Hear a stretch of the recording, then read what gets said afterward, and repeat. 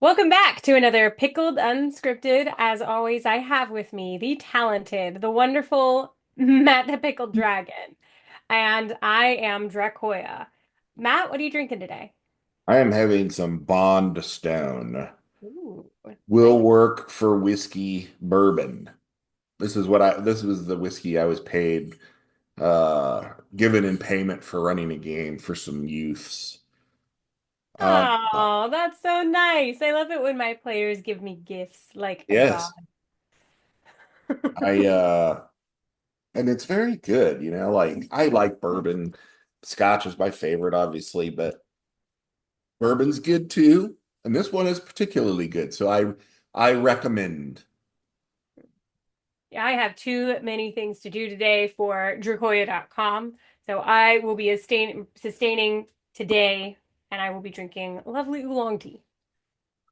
Yes. So make sure you check out Dracoya.com for, I think, is there only one paint set left now? There's one paint saw set left It's right going, now. guys. Next week, there'll be more paints coming in. So keep checking back, add yourself to my email list, and use promo code PICKLED, and you can get 10% off. But Yes. definitely add yourself to the email list because if you want first dibs on the new paint sets that come in, that's the only way you're going to know it. Do subscribe to Dracoya.com because the miniatures, as you can see behind Dracoya, the painted miniatures are off the charts cool. And of course you'll be doing the painting yourself. I'm not gonna but the paint and obviously the Kolinsky brushes are really, really nice. They're good. Um, I'm going to be putting out a couple more videos advertising our Kolinsky brushes soon. ooh, But fancy. anyway, let's jump into it. We have a really fun video for you guys today. A little bit of another controversial one.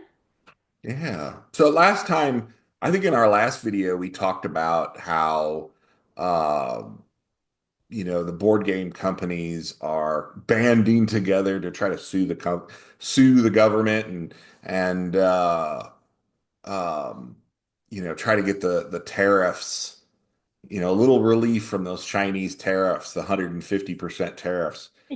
And Yeah, so I think we have our first big company crying mercy because they have begun laying off folks, and they have paused all development and crowdfunding and everything.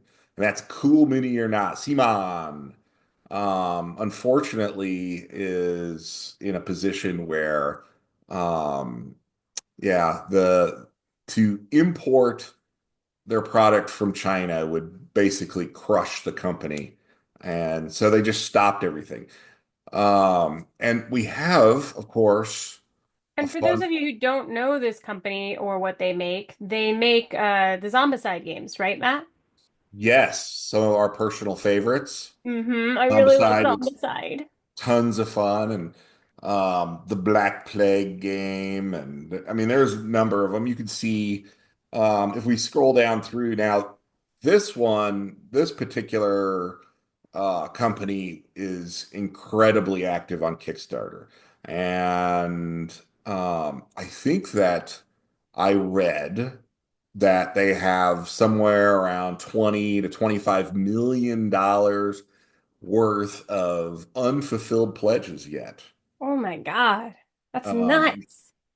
so that's gotta stop.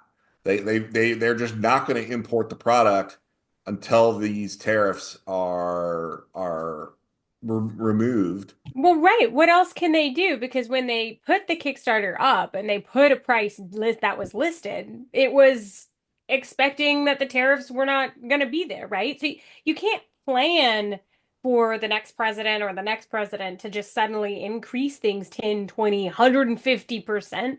Like how do you can't plan that. It's impossible. It is devastating for sure. And we're not going to really, in the last video, we kind of talked about the nuance of it all, like, you know, the, what, why they're doing the tariffs and all that. This is more about the companies that are being crushed by it. And in this case, cool mini or not, they jumped into the fray uh, very quickly to avoid any kind of crushing tax or tariff imposed upon them. Because if you think about it, if they import $100,000 worth of product, a new board game or whatever, it when it arrives, it comes to customs, and customs says, okay, we got 145% tariff, so that means you owe us $145,000 just to get your product out of customs. And Yeah. if you don't pay it, and a lot of companies can't pay it, if you don't pay it, it gets destroyed. The Yeah, product they gets destroyed. immediately just throw out your product. I have another person that I know. His product got stopped at customs and they wanted some they didn't even alert him. He swears that he was not alerted properly, and it was because he didn't have some pass or whatever, and they threw out $50,000 worth of product. These customs people are brutal, man. They don't mess around, that's for No. sure. It is yeah, it is devastating to these companies. And there are other companies that are taking it a step further. So if you guys go out to Miniature Market, and Miniature Market isn't like Cool Mini or Not, where they're producing their own games and whatnot. They're just a retailer of games and miniatures and all things gaming essentially. And if you click on any item that says pre-order, there's a giant disclaimer there that says, due to the tariffs, when the item becomes available, if the tariff exists, and we will be passing on that cost to the customer. And pre-orders fall under their return policy or cancellation policy. Some items aren't allowed to be canceled. So you might pay $10 or $20 for an item, or maybe as much as $70 for an item if it's a big board game or something. And then you're And if having to it pay it. arrives to Miniature Market with a bigger price tag because of the tariffs, you check your credit card statements because that cost will be passed on to you. So it is something to keep an eye on. Well, and there's just not a lot that these companies can do about it. And now that I'm in the business and importing things from a different country, sure, thank God it's not China, but it's bad. It's bad. Yeah, and and I can't stress to you enough.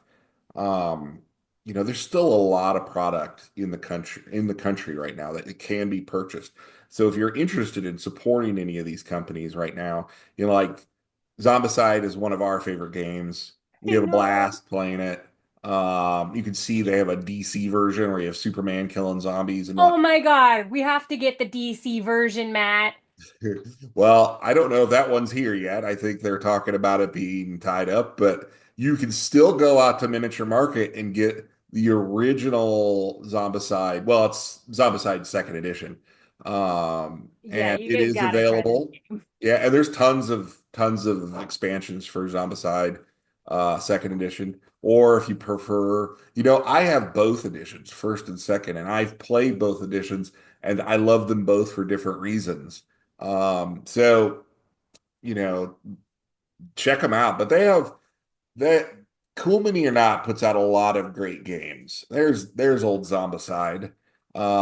So I love Zombicide because it's campy.